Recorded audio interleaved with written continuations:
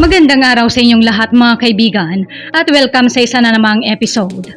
Ngayong araw ay pag-uusapan natin ang tumitinding tensyon sa South China Sea, particular sa pagitan ng Pilipinas at China. Sa mga nagdaang araw ay naglabas ng matinding pahayag ang China tungkol sa posibleng aksyon nito sakaling may maganap na paglabag mula sa Pilipinas. Ano ang ibig sabihin nito para sa ating bansa, kaibigan?